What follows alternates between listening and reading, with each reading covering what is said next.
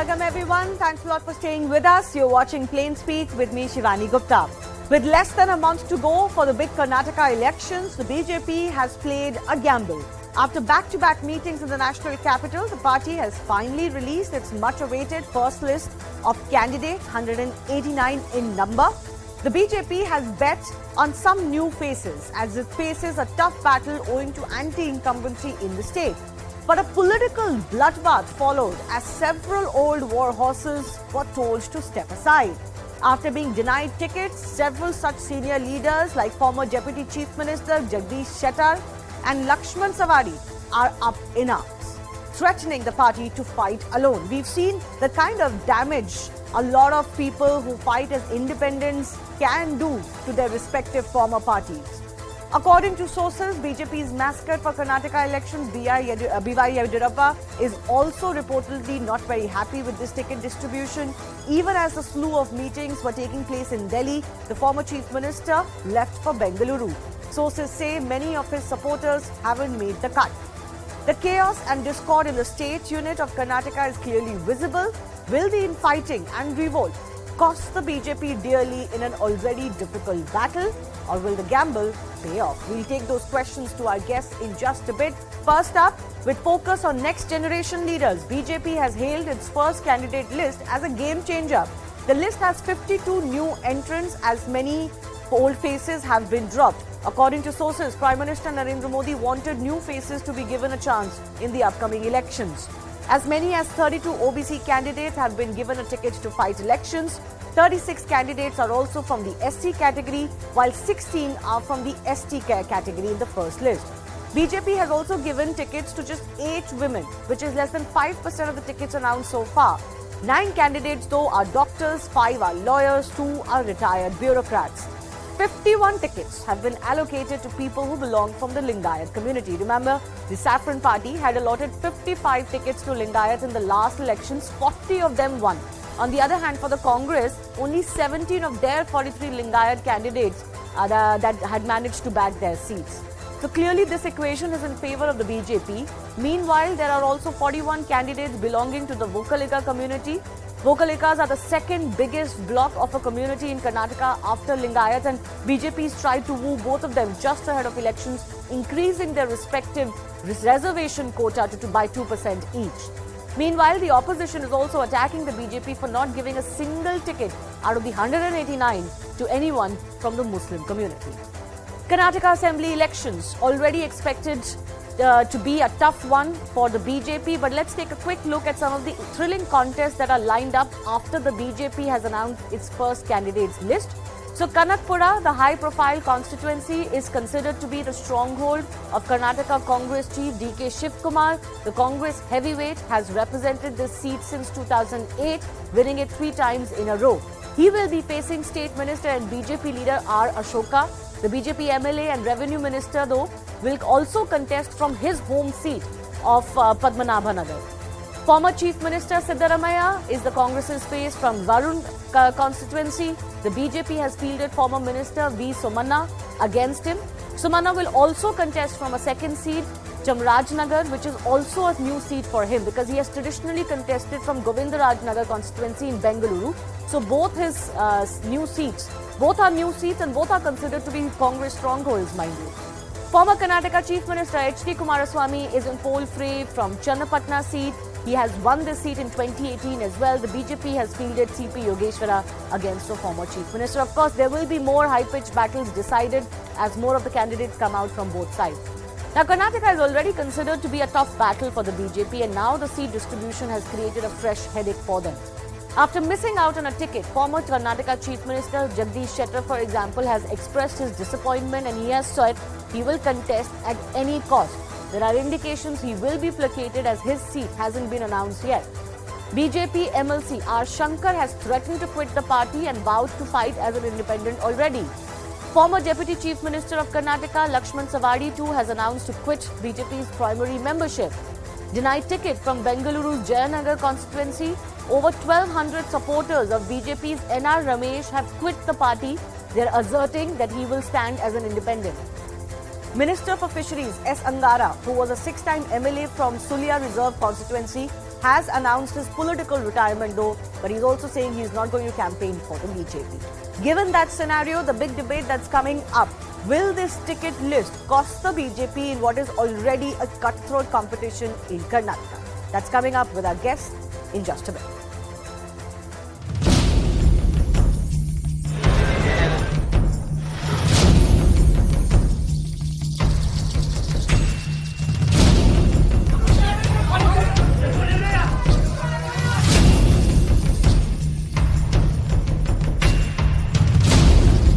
Many are asking me to resign as party member and follow what the people of my constituency are saying.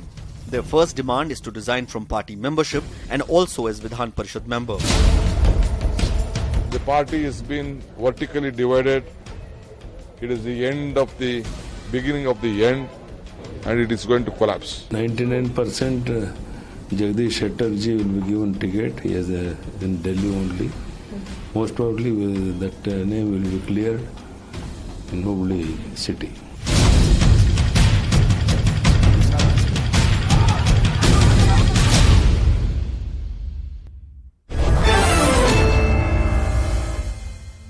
Let's take this to the guest joining us. We are waiting the arrival of both the BJP Congress spokesperson, but I'm joined by Pratap Kanagal, who's the JDF spokesperson in the state. B.S. Arun is senior journalist also with us. B.S. Arun, let me start with you. How do you read the gamble that the BJP has played? Is it a calculated risk that they have taken, or is it something that can come back to bite them? Well, it's a calculated risk, no doubt about it. But then, BJP had been on the back foot for the last more than a year because of the sort of lack of performance of the government, as well as because of various, charges that were leveled against the government, like the 40%, corruption charge, 40% bribery that was to be given to the, various ministers and officials. So when this was the scenario, on top of it now, the crucial issue of, ticket distribution, the lapses perhaps in the ticket distribution has come into the open. We have seen over the last 2 days, yesterday and today, various leaders threatening to quit or having quit, saying that, they won't contest, they will retire from electoral politics. This is a huge setback for the party. And mind you, this is happening in different, regions of the state. In South Kendra, the coastal districts, party has denied ticket to 4 people, and several of them, almost all of them are upset. And one, as you mentioned, Angara, 6-time MLA, he has said that he won't be, campaigning for the party. Raghupati Bhatt, another MLA, has been denied ticket, and there, a person who was in the forefront of the hijab, issue, Suvarna, he has been given ticket. Like that, there is one more MLA who has been given ticket, and he has threatened to walk out and contest as an independent. Various issues like this, have been happening, and BJP will find it tough, to placate most of these people. They might placate Mr. Jagdish Shettar, yes, because Mr. Shettar. He's the former chief minister and a senior Lingayat leader from the crucial belt of Dharwad, the northern part of Karnataka. And but then the others, BJP won't be in a position to placate because you clearly cannot be leaving also, so many people aside. Actually, it's not many. BJP has a history of cutting a lot of sitting MPs or MLAs. So by that standard, I wouldn't say that they've disturbed a lot of sitting people in a strength of 224. But you wouldn't be taking these decisions if you wanted to go back on them or all of them. Mr. Shettar might be an exclusion in this list because his home seat is anyways yet to be announced. But I want to go across to our BJP representative also joining us. Lakshmi Ashwan Gowda is the BJP Karnataka spokesperson.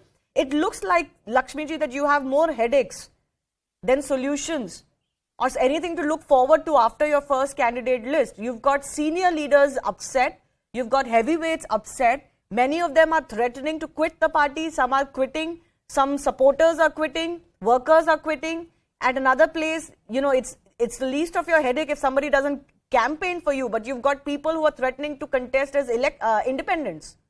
So you've created more headaches for yourself.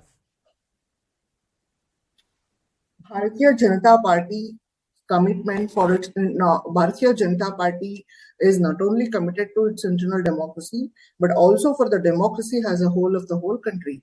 Now it is reflected in the number of lists, the lists of the candidates that is how it is today.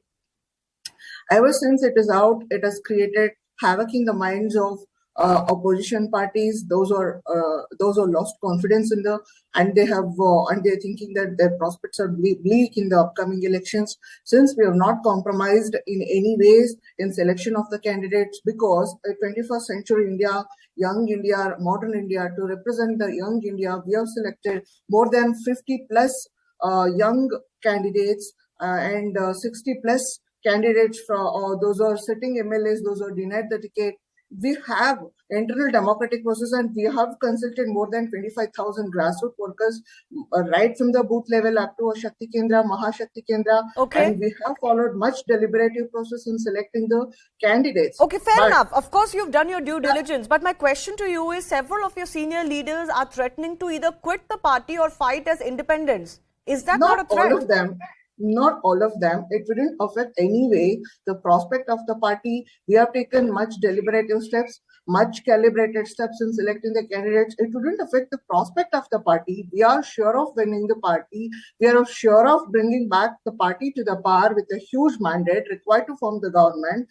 We are so confident about it. Ever since the list of the candidates is out, it has created new encouragement, and it has boosted the morale of the electorate, and also what about the fact that Mr. Yediyurappa himself doesn't seem to be very happy, and he is saying that yes, Mr. Shettar will be accommodated. Fair enough, it could happen in the second list, but you know, you've got people who after your list has come, there are, of course, murmurs from within the party. You cannot lay the blame on the opposition alone. It's your own party members who don't seem to be happy. But before I go across to our other guests, just quickly answer the question about Mr. Yediyurappa. He doesn't seem to be too pleased.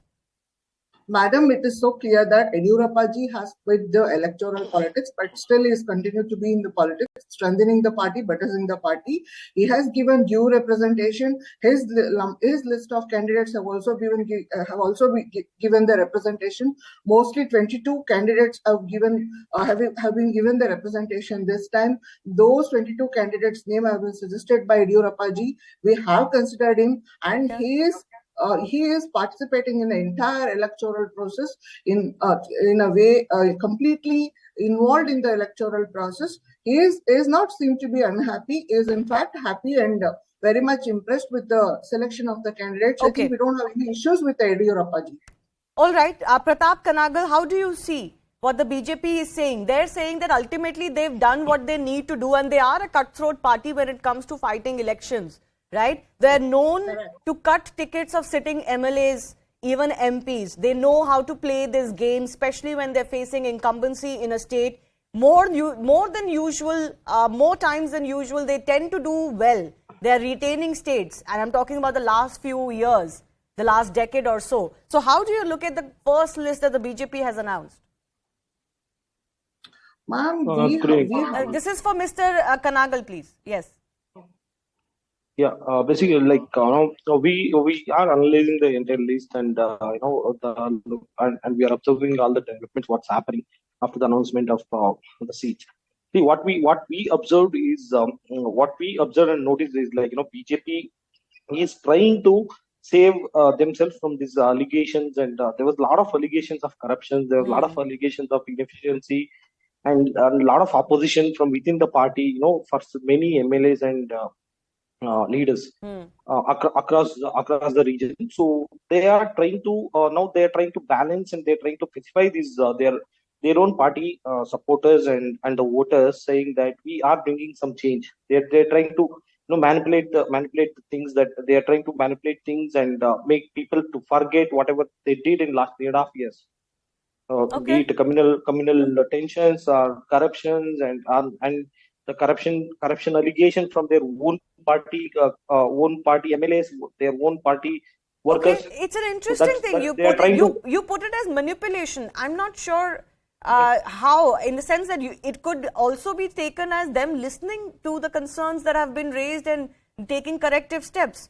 But interesting word you used there, No, manipulation, not so in that that people case. can forget. In that case, they should have done it for all the people, all those who have faced the allegations, right? Okay, fair enough. Let It is only let selective. Lakshmi from the It BJP is only. respond It to is that very only. quickly. 1 second. Just a That second. this is Yeah, just a purely an second. Just a exercise to second. get away from the allegations, especially of corruption that you were facing. Yes, Lakshmi ji, very quickly, I want to go across to Sanket Yanagi as well.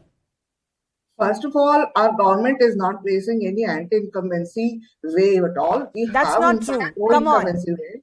Our double-engine government has been tremendously successful in delivering on our promises that we have made during the election propaganda. We have delivered most of them, and we have for example, Pradhan Mantri Kisan Samman Nidhi is a tremendous success in the state of Karnataka. Jal Jeevan Mission is a tremendous success in the state of Karnataka. Karnataka has emerged number one state in terms of number of startups, number of unicorns, and industrial base has been broad-based in the state of Karnataka, and more number of employment has been created. Infrastructural growth has seen some tremendous growth, and it has increased by leaps Okay, and then bounds. why do you need so many new faces?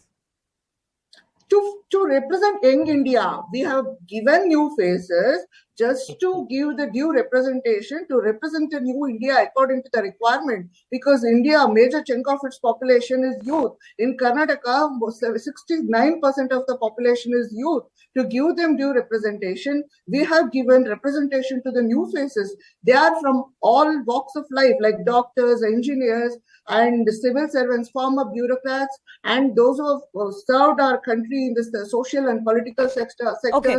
They are not illiterate people. Can I quickly go across to the Congress's Sanket Yanagi, who's also joining us? At least some of the big contests against some of your big guns have been decided.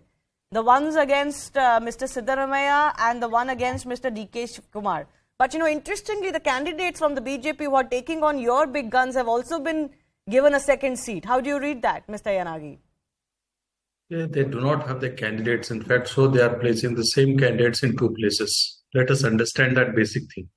Secondly, so far, if you can see the history of the BJP in Karnataka, it has not come to power directly.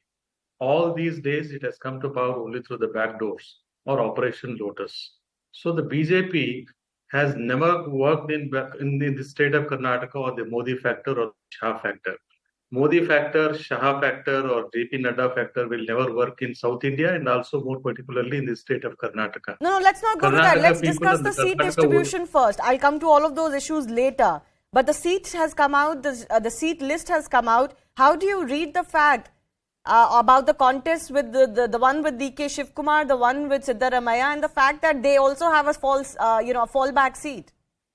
So they do not have the candidates for which reason they want to shift the responsibility on the leaders according to them. And secondly, I would say that does not make any change. They just want to shift the focus from other constituencies or the failures to those constituencies where the big wigs from the Congress are fighting.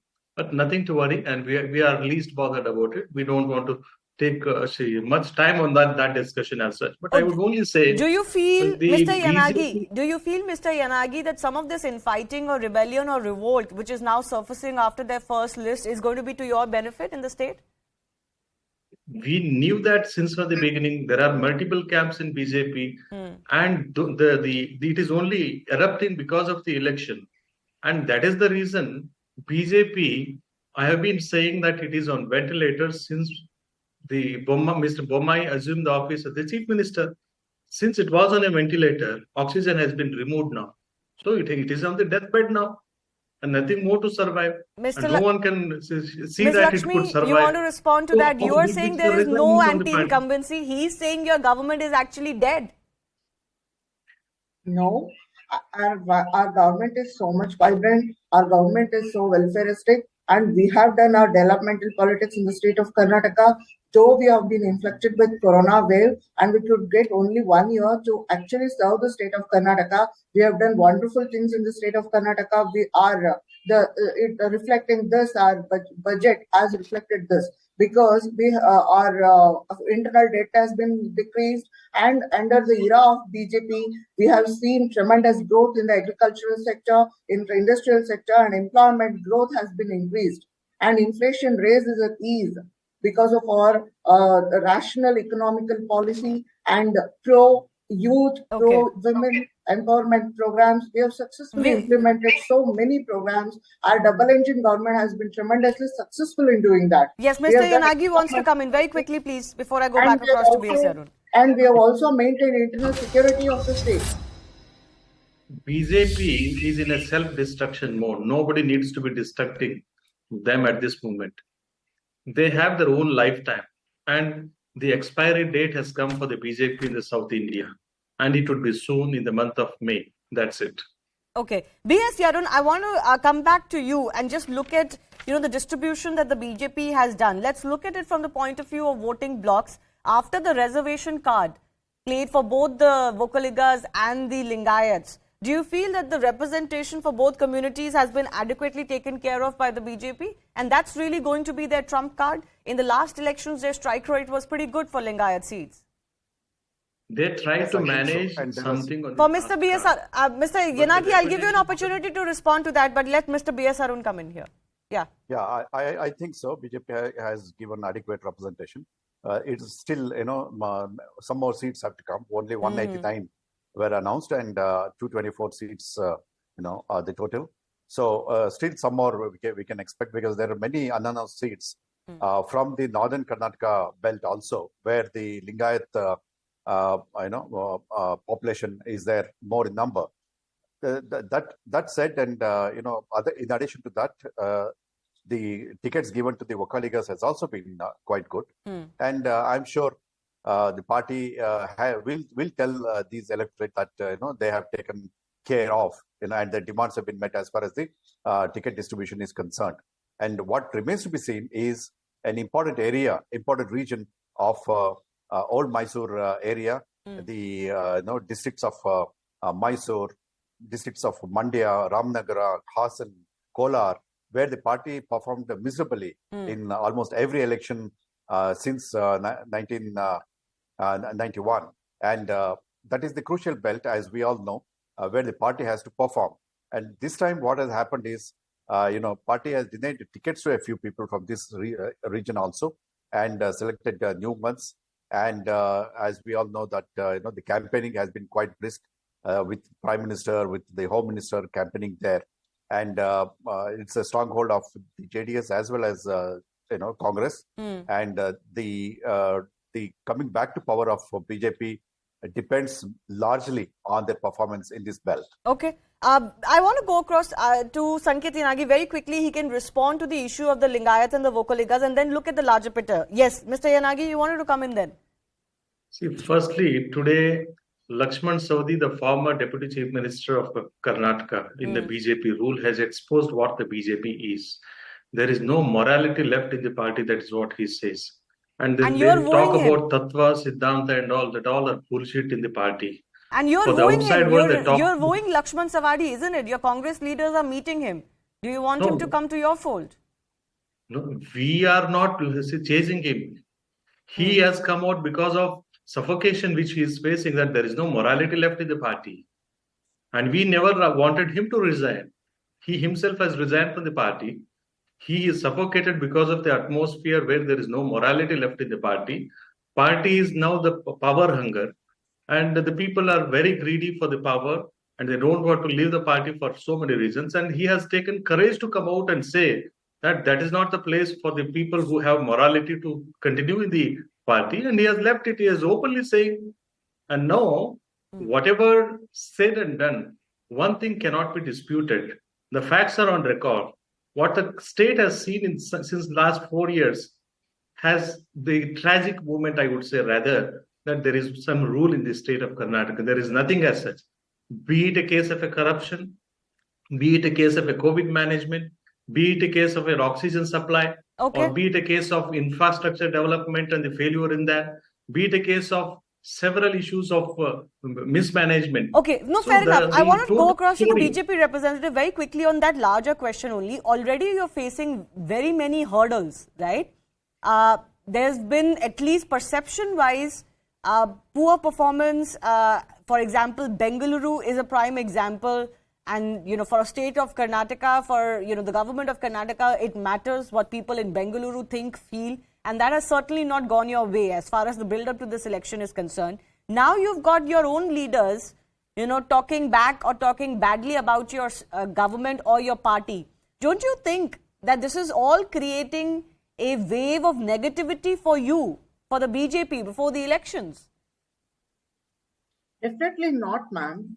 We have given due representation to the eligible, efficient, young, energetic people who could actually represent the young India, vibrant India. That is the utmost requirement of the need of the hour. So we have given due representation to them, and we have given due representation to all the caste and minority communities, and also minuscule minorities also. Fair enough, This but would there anyway is no affect positivity prospects. associated with your government. That's what I'm saying. Ticket distribution can only take care of a certain amount of things. It cannot take care of the general feeling.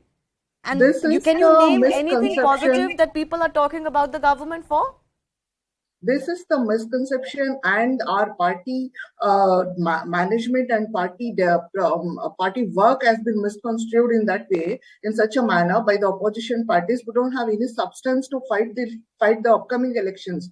Now they've already lost confidence in the upcoming elections. Now they're doing all sort of unnecessary allegations about the government. We'll definitely get That over is what all all this. oppositions do in all states. That's not unique to Karnataka. But in many other BJP ruled states, more recently Gujarat, for example, there was no such negativity associated, and one could, even after the results and before that, arguably say that there was no anti-incumbency. But let me give the JDS representative and BS Arun a final word as well. Pratap Kanagal, ticket distribution only takes care of a certain amount of things, right? Those are the calculations every party makes. But overall, where do you think this battle is heading? On what issue is this battle being fought, the Karnataka battle? See, I'll start with the previous thing you said about the Lingayats being the strike rate of BJP when it comes to Lingayat seats. See, last time the entire scenario was completely different. Last time, last 2018, it was like entire Lingayat community votes were consolidated because it was Eshwarappa's last chance to become a chief minister. Okay. So they solidarily they came behind him. Fair enough. But this BJP. time you think that will not be the That case? is one thing. Yeah, they start behind. That will not be the case. This time it will not be the case. It will not be a solid voting. There will not be a solid vote to BJP. Okay. That is one thing. Because there is no credible face in BJP as of now. There's no credible face that there is no clean face at all. Every second person is had some allegations or some scandal or something they are attached with. Okay, so can I give BS Arun? I'm running out of time. Can I give? This election will be fought as per corruption, and also the injustice being done to Karnataka in terms of various schemes or jobs and all those things from the union government and state government. Injustice. Okay, I don't have time to get into that, what you mean by injustice, but of course we'll be discussing all of these issues in the run-up to the elections. BS Arun, final word to you as well. Ultimately, good, tactful ticket distribution or not, how difficult is this battle for the BJP overall? Because it is being considered that it is a tough fight for them. The Karnataka is one of those states where the Congress at least has big faces and has a unit that functions, which is a criticism they face in other states, that their hierarchy or their machinery has broken down. But Karnataka is not that state. And you've got a lot of anti-incumbency against the current government, at least in terms of allegations. Yes, and they are fighting against history also. For the last 40 years, no government has made a return, no party has made a return to the government. And that's where the BJP's problems lie. And, all these allegations, the administration not being so good, the Bangalore issue of, the floods and other things. And, these finally now we come to the ticket distribution where, certain Lingayat leaders are unhappy. Although ticket distribution number-wise, there has not been much sort of injustice to them. But then will this, the setback faced by the party because of these leaders like Jagdish Shettar, a leader who is respected in the Hubli-Dharwad region, whether these things, even Lakshman Savadi you mentioned, he is also a Lingayat. He departing from the party in the Belgaum, the Mumbai Karnataka region, how much would it affect? All these things need to be considered, and certainly BJP will have a tough fight on hand. Okay. Well, that certainly seems to be the consensus, barring the BJP representative and the BJP itself. I do thank all of our guests for joining us. We'll see how this battle continues as far as the seat distribution